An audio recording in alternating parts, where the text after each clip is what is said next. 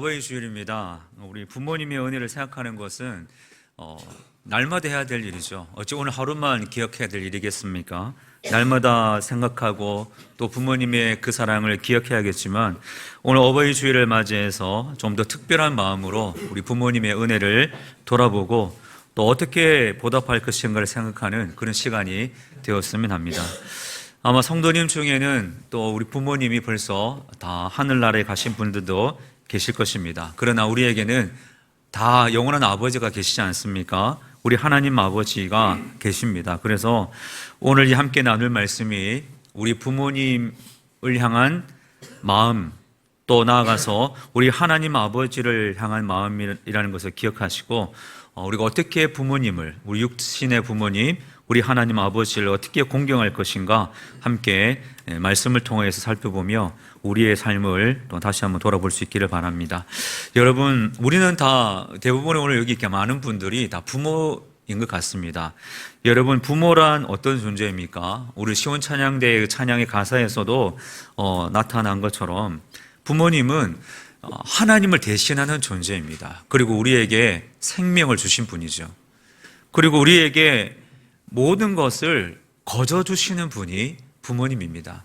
자녀에게 대가를 생각하고 베푸시는 부모님이 계실까요? 그냥 아무 대가 없이 거저 사랑만 베푸시는 분이 부모님이십니다.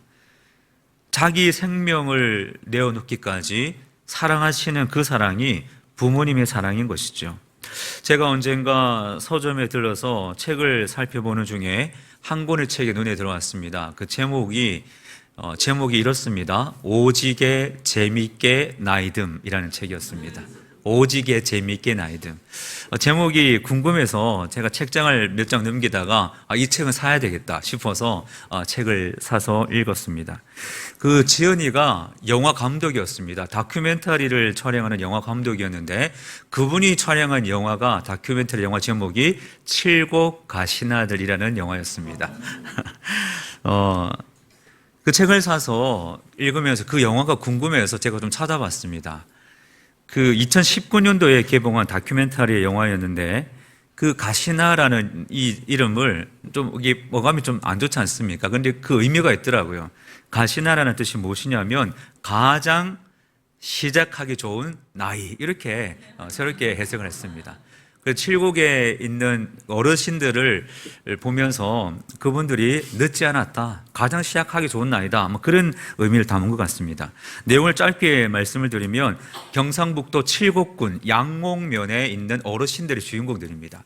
그 동네에 연세 많으신 어르신 중에, 이 할머니들 중에 글을 모르는 분이 계셨다고 합니다. 그래서 그분들을 대상으로 이 글을 가르치고 또 그분들이 글을 배우면서 그 모든 과정을 영상에 담습니다. 그리고 할머니들의 순수한 감정과 그 표현들을 다 영상에 담아서 큰 감동을 주는 그런 다큐멘터리 영화였습니다. 그 내용 중에 할머니들이 글을 배우면서 시를 짓는 장면이 있습니다.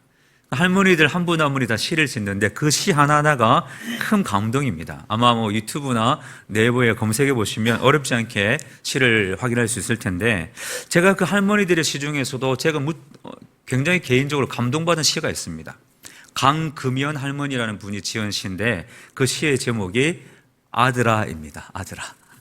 제가 그 시를 근데 이제 맞춤법도 좀 맞지 않고 사투리로 쓰다 보니까 그렇게 학문적으로 뛰어난 시는 아니지만 그 내용이 너무나도 마음에 와닿습니다. 제가 한번 읽어 드릴 텐데 잘 들어보시기 바랍니다. 아들아, 내 아들 낳아가 씻은 물도 안 내빌락했다. 아들 놓고 얼마나 좋았는데 이제 그 아들한테 미안하다. 내 몸띠가 성하지를 못하이 아들 미늘이 욕본다. 자나깨나 걱정해주는 아들이 참 고맙다. 밥 잘 무라. 이게 시입니다. 이게 할머니가 쓴 아들이라는 시인데, 저는 사실 별 내용 아니지 않습니까? 그런데 이 시의 첫 문장이 굉장히 마음에 와닿습니다. 내 아들 낳아가지고 씻은 물도 안 내빌락했다. 무슨 말인가요? 아들을 낳아서 그 아들 씻었는데 그 물도 아까워서 버리기 싫어했다는 거죠. 그렇게 그 아들이 귀하다, 그런 어머니의 마음 아니겠습니까?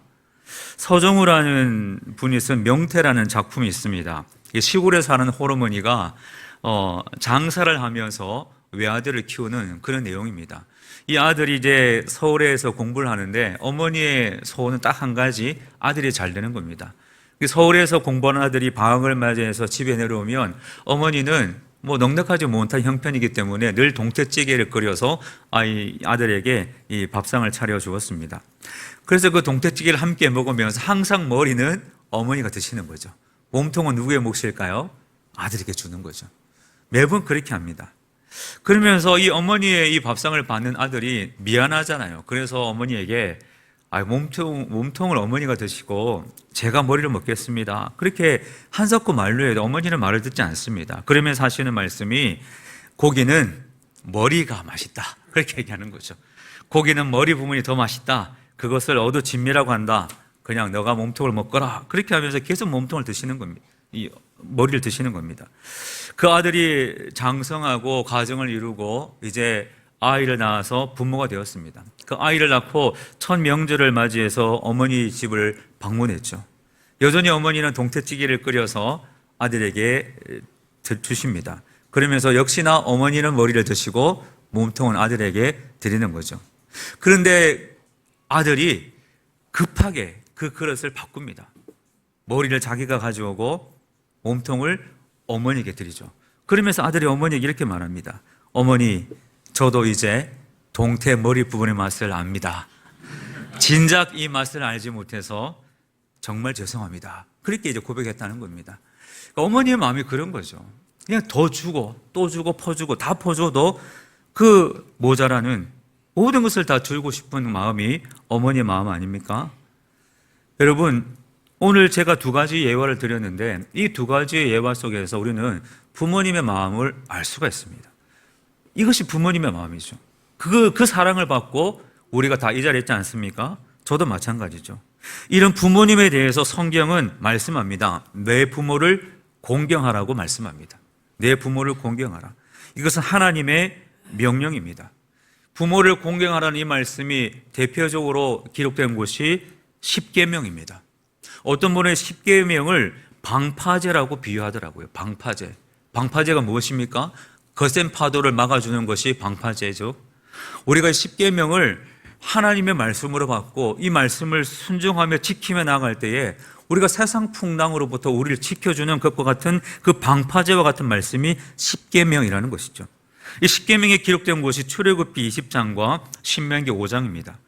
십계명 제5계명이 부모를 공경하라이죠. 오늘 본문 말씀이 신명기 5장 그리고 출애굽기 20장에서도 내 부모를 공경하라 말씀하고 있습니다.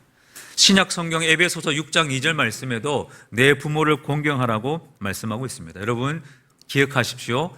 부모를 공경하라는 것은 하나님의 말씀이며 우리를 향한 하나님의 명령입니다. 그러므로 우리는 이 부모님을 공경하는 것을 마음 깊이 새겨야 할 것입니다. 그런데 부모를 공경한다는 것이 어떤 것인가? 부모 공경의 의미를 우리는 알아야 됩니다. 첫 번째로 부모를 공경한다는 것은 부모를 존경하는 것입니다. 이 공경이라는 단어가 히브리 원어 성경에 보면 카바드라는 단어로 기록되어 있습니다. 이 카바드라는 단어는 무겁게 여긴다 그런 뜻입니다. 무겁게 여긴다. 그러니까 부모를 공경한다는 것은 부모님의 말씀을 무겁게 여기는 것이죠. 부모님의 말씀을 무겁게 여겨서 그 말씀을 마음에 새겨서 순종하는 것, 존중하는 것, 존경하는 것이 부모를 공경하는 모습입니다. 잠언 23장 22절 말씀에 보면 너를 낳은 아비에게 청종하고 내 늙은 어미를 경히 여기지 말지니라 말씀하고 있습니다. 자칫 우리가 이 부모님의 연로하심을 대하면서 이 말씀을 가볍게 여길 때가 있는 거죠. 하나님은 그것을 경계합니다. 무겁게 여기라고 순종하라고 말씀합니다. 이런 예가 사무엘상 2장에 나오는데 이 엘리 제사장에게 홈리와 비느하스라는 두 아들이 있습니다. 이 두 아들은 부모님의 말씀, 아버지 말씀을 듣지 않습니다. 망나니처럼 살아가죠. 하나는 이 엘리 제사장이 두 아들을 불러서 타이릅니다. 너희가 어찌하여 이렇게 하느냐? 책망하죠. 많은 백성이 너희들의 잘못을 나에게 알려주지 않느냐? 어찌하여 이렇게 한 거 하느냐? 그렇게 책망하죠. 그렇지만 이 두 아들은 아버지의 말을 듣지 않습니다. 그 결과 이 두 아들은 하나님의 엄중한 심판을 받게 되는 거죠. 여러분, 부모를 공경한다는 것은 부모님의 말씀을 무겁게 여기고 순종하는 것입니다. 우리가 부모님을 존경하는 믿음으로 살아가시기 바랍니다. 두 번째로, 부모를 공경한다는 것은 부모를 경외하는 것입니다. 레위기 19장 3절 말씀해 보시면 너희 각 사람은 부모를 경외하라고 말씀하고 있습니다. 여러분, 경외라는 말은 하나님께만 쓰는 말입니다. 사람에게 경외라는 말을 쓰지 않습니다. 그래서 성경에도 하나님께만 경외라는 말을 쓰고 있는데 딱 한 번 예외가 있습니다. 부모를 경외하라고 말씀하고 있습니다. 부모를 경외하라는 말씀은 하나님과 부모를 동등하게 여긴다는 뜻이 아니라 부모님을 대할 때에 하나님 대하듯이, 부모를 하나님 대하듯이 귀하게 여겨라, 그런 뜻입니다. 부모님이 완벽해서가 아닙니다. 하나님께서 주신 존재이기 때문에 부모님을 하나님 대하듯이 여기라는 것입니다. 오늘 이 의미와 관련해서 창세기 9장은 우리에게 귀한 교훈의 말씀을 줍니다. 창세기 9장 말씀에 보면 노아 홍수 이후에 노아가 이 포도주를 마시고 취해서 쓰러져 있는 잠든 장면을 소개합니다. 그럴 때에 이 하체를 드러내놓고 잠든 장면이 나오죠. 그때 이 함이라는 아들이 그 노아 아버지 처소에 들어갔다가 그 아버지의 이 실수를 보고 그냥 나옵니다. 그냥 나와도 어떻게 합니까? 사람들에게 떠벌리는 거죠. 우리 아버지가 저렇게 추한 모습을 보인다, 이런 식으로 떠벌립니다. 반면에 셈과 야벳이라는 아들은 아버지 처소에 들어가서 그 아버지의 약한 그 실수를 보지 않습니다. 얼굴을 돌립니다. 그리고 옷으로 덮어드리고 뒷걸음쳐서 나와서 입을 다뭅니다. 하나님께서는 이 두 아들의 비유를 말씀하시면서 함에게 엄히 책망합니다. 부모를 가볍게 여긴, 부모님의 실수를 덮을 줄 모르는 그 악함을 하나님께서 책망하시는 거죠. 부모님을 경외하는 것은 부모님께서 완벽하고 완전해서가 아니라 하나님께서 주신 선물이기 때문에, 하나님께서 주신 존재이기 때문에 우리가 부모를 경외하고 존중해 여기는 것이죠. 그래서 부모를 공경하는 것과 하나님을 경외하는 것은 떼어놓을 수가 없습니다. 부모를 공경하지 않는 사람이 하나님을 경외한다? 있을 수 없는 일이죠. 부모를 공경하는 사람이 하나님을 경외합니다. 부모를 경외하는 사람이 하나님을 온전히 알게 됩니다. 그러므로 우리 사랑하는 부모님들을 하나님 대하듯이 대하는 우리 모두가 될 수 있기를 바랍니다. 세 번째로, 부모를 공경하는 것은 부모님의 마음을 헤아리는 것입니다. 이 부모님의 마음을 헤아리를 드리는 것이 우리 부모 공경이죠. 누가복음 15장 말씀에 보면 아버지와 두 아들의 비유가 나옵니다. 둘째 아들이 아버지를 찾아와서 재산을 다 요구하죠. 그 많은 재산 가지고 타국으로 가서 어떻게 합니까? 허랑방탕하게 다 써버립니다. 탕진하죠. 빈털터리가 됩니다. 그제서야 아버지의 마음이 어떠한가를 깨달아서 집으로 돌아옵니다. 남아있던 첫째 아들, 이 동생이 돌아오는 것을 그렇게 기뻐하지 않습니다. 왜냐하면 아버지가 돌아온 아들을 위해서 잔치를 베풀죠. 극진히 대우합니다. 이 첫째 아들의 마음은 불편하죠. 왜 아버지가 저렇게 탕진하고 돌아온 아들을 귀하게 여기는가? 마음에 불편하고 공정하지 못하다. 나는 아버지 곁에 있었는데 저 아들을 귀하게 여기다니 불합리하다. 그런 섭섭한 마음을 드러내는 거죠. 이 누가복음 15장 말씀은 두 아들 모두 아버지의 마음을 제대로 헤아리지 못하는 그런 모습을 보여주고 있습니다. 여러분, 아버지의 마음을 헤아리지 못하면 어떻게 됩니까? 부모님을 공경할 수가 없습니다. 문제를 일으키고 실수하죠. 부모님의 마음을 모르는 자녀들이 항상 이제 문제를 일으킵니다. 저도 어릴 때는 부모님의 마음을 잘 헤아리지 못했습니다. 이 고등학교 때 저도 부모님께 참 많이는 아닙니다. 조금 속을 썰어야 되었습니다. 조금 속을 썰어야 되었는데, 한 번은 저도 부모님께 제가 가출을 선언한 적이 있습니다. 고등학교 때 저 집 나가고 싶다고, 집을 나가고 싶다고 말씀을 드리고 부모님이 허락하여 집을 나간 적이 있습니다. 부모님도 허락해 주시더라고요. 그래, 한번 나가봐서 고생해봐라, 그런 마음이었던 것 같습니다. 혼자 자취를 하는데 한 이틀은 너무 좋더라고요. 뭐 마음대로 먹고 싶은 거 먹고 늦게 자고 마음대로 했는데, 한 3, 4일 지나고부터 너무 힘들더라고요. 이게 밥하는 것도 힘들고 설거지도 힘들고 빨래도 힘들고 그래서 내가 부모님의 마음에 상처를 드렸구나 하고 항복하고 이제 일주일 만에 집에 들어간 적이 있습니다. 여러분, 부모님의 마음을 헤아리지 못하면 사고를 치는 거죠. 하나님의 마음을 헤아리지 못하면 순종하지 못하지 않습니까? 여러분, 철이 든다는 말이 있죠. 철이 든다는 말은 부모님의 마음을 헤아리기 시작한다, 그런 뜻입니다. 자녀들은 부모님의 사랑을 너무나 당연하게 여깁니다. 그런데 철이 들면 어떻게 생각합니까? 당연하다고 여겼던 것들에 대해서 당연하지 않게 여기는 것이 철이 되는 거죠. 그런데 참 안타깝게도 철이 들면 부모님은 기다려주지 않는 것 같습니다. 이제 철이 들어서 부모님께 좀 효도해야겠다, 부모님께 좀 정성을 다하여 섬겨야겠다 하는 마음이 드는 순간 부모님은 우리 곁에 계시지 않을 때가 참 많은 것 같습니다. 그러므로 여러분, 부모님의 마음을 헤아릴 줄 아는 지혜가 우리 모두에게 있기를 바랍니다. 그 마음으로 부모님을 공경하는 것이 바로 우리가 감당해야 될 또한 사명이요, 우리가 감당해야 될 우리 믿음의 길인 것입니다. 여러분, 그러면 어떻게 부모님을 공경할 수 있을까요? 부모님을 공경하는 것을 우리 삶의 자리에서 실천을 해야겠죠. 부모님뿐만 아니라 우리 하나님 아버지께 어떻게 공경의 마음을 표할 수 있을까? 이것이 이제 우리가 던져야 할 질문입니다. 제가 이 질문을 놓고 구체적인 적용을 생각하다가 제 책꽂이에 5가지 사랑의 언어라는 책이 눈에 들어왔습니다. 게리 체프먼이라는 분이 쓴 책인데 5가지 사랑의 언어는 부부 관계에 대한 책입니다. 이 사랑으로 맺어진 부부가 어떻게 조화를 이루며 살 것인가에 대해서 실제적인 예를 들어서 설명해 주는 그런 책입니다. 아마 읽어보신 분들도 많으실 텐데 이 부부 간에는 사랑의 언어가 있다는 겁니다.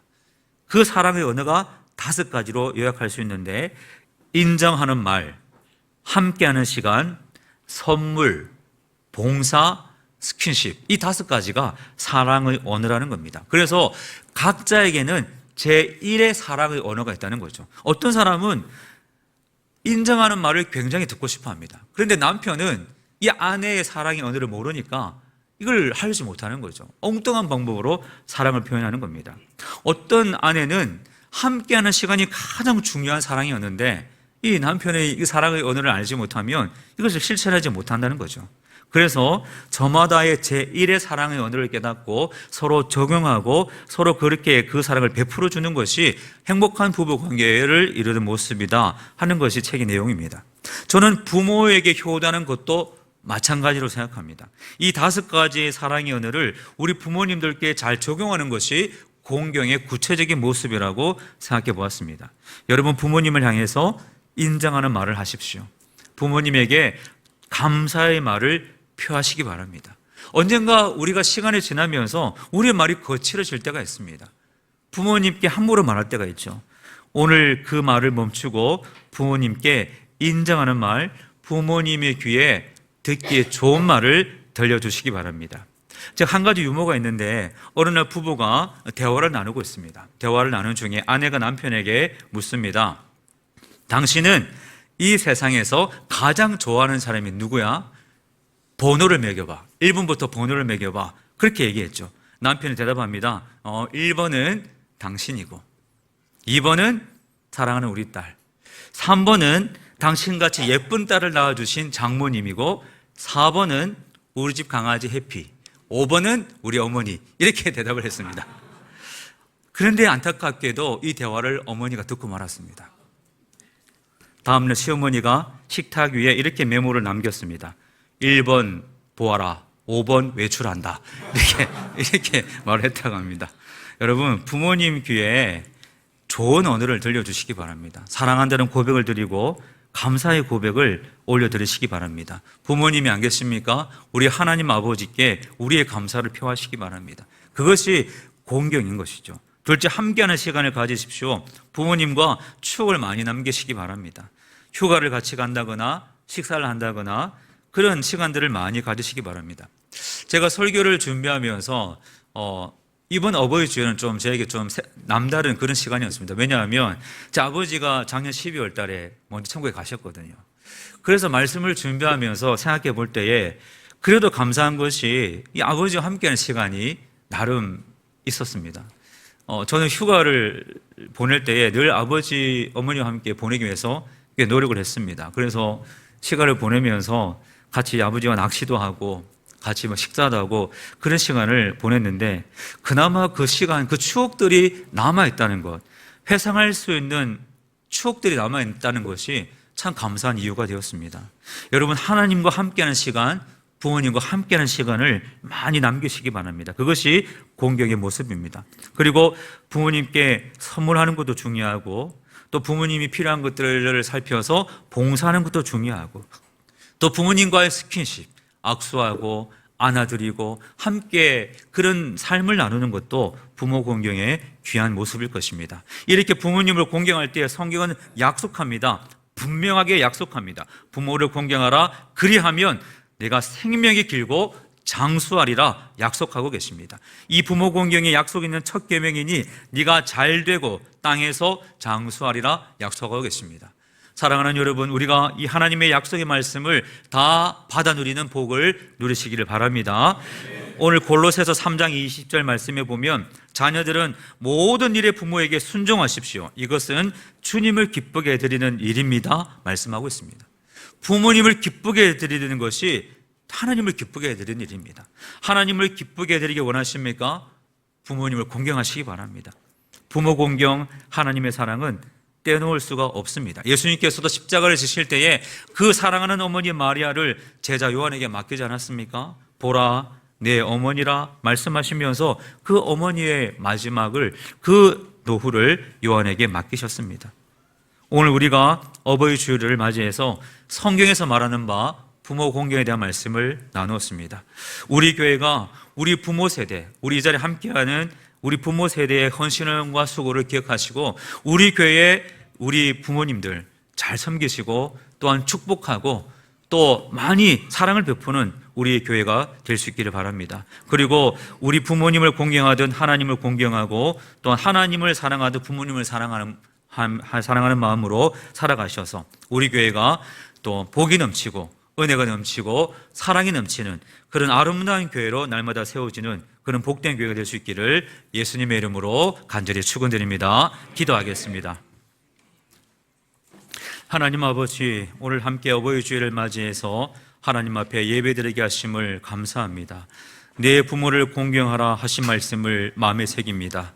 아직 육신의 부모가 계신 분들은 그 부모님께 효를 다하는 삶을 살게 하시고, 모든 부모님이 다 천국 가신 분들은 하나님을 사랑하는 마음으로, 하나님을 공경하는 마음으로 살게 하여 주셔서 우리 삼령의 모든 가족들이 주신 말씀대로 부모님을 공경하고 하나님 앞에 영광 돌리며 약속하신 복을 받아 누리는 우리 모두가 될 수 있도록 역사하여 주시옵소서. 예수님의 이름으로 기도하옵나이다. 아멘. 네, 이제 우리 어버이 주일을 맞이해서 우리 70세 이상 3년 가족분들을 또 축복하는 시간을 잠시 가지겠습니다. 죄송하지만 만 70세 이상 되시는 분들은 자리에서 잠시 일어나시면 우리 축복하는 시간을 좀 가지겠습니다. 잠시 자리에서 일어나 주시겠습니까? 우리 준비하신 선물을 전달해 드리도록 하겠습니다. 네, 만 70세 이상 분들은 잠시만 자리에서 일어나 주십시오. 죄송합니다. 네, 준비하신 선물 우리 전달해 주시기 바랍니다. 선물 전달 동안 우리 박수로 축복하는 시간을 가지겠습니다. 앞에 계신 분들, 우리 교회를 위해서 그동안 수고해 주시고 또 우리를 사랑으로 섬겨주신 그 사랑을 기억하면서 우리가 우리 삼령교회 어른들에게 감사의 마음으로 축복하는 시간 가지겠습니다.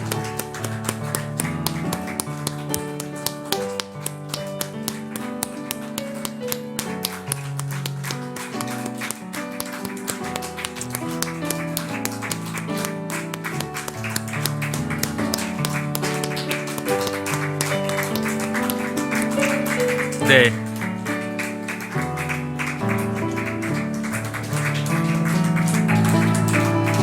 한번 기도하겠습니다. 네.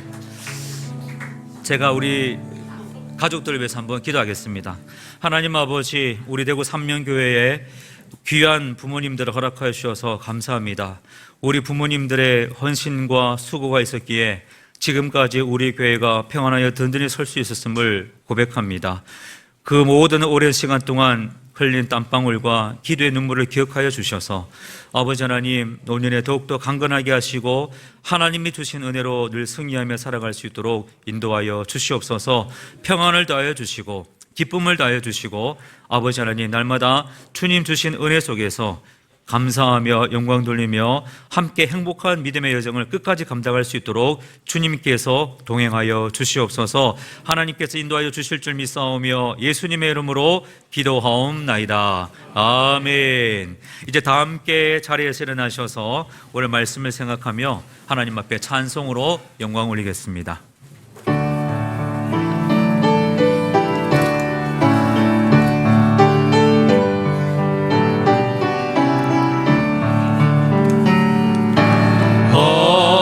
어머니의 넓은 사랑 귀하고도 귀하다. 그 사랑이 언제든지 나를 감싸줍니다.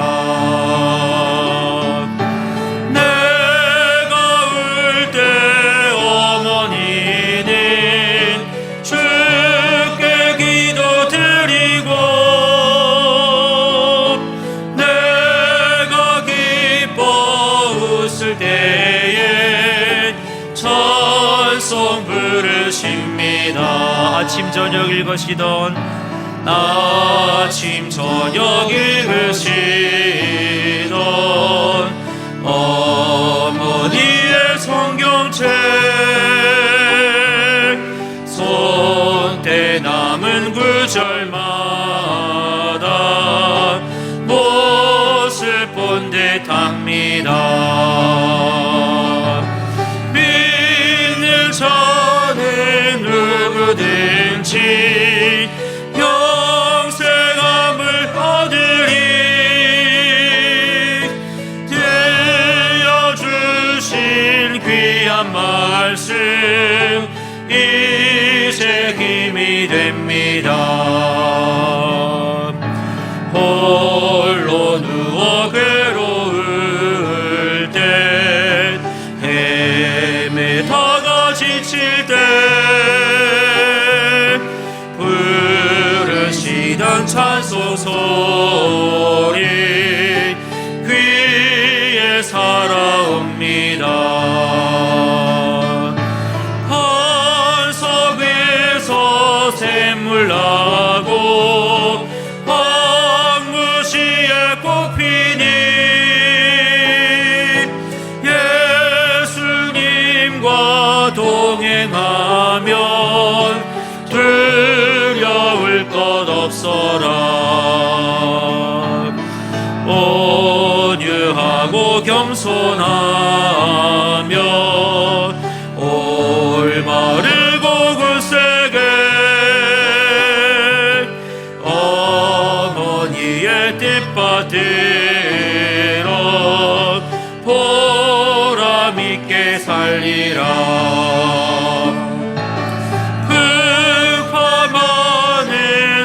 세상에서 선한 싸움 싸우다 생명신에 흐르는 곳 길이 함께 살리라. 이제는 우리 주 예수 그리스도의 크신 은혜와 우리 하나님 아버지의 끝이 없는 사랑하심과 성령 하나님의 교통하심이 하나님을 예배하고 돌아가는 우리 모든 성도들의 삶과 가정과 하는 일들 위에, 그리고 우리 교회와 이 나라와 민족과 모든 선교지 위에 이제로부터 영원토록 함께 하시기를 축원하옵나이다. 아멘.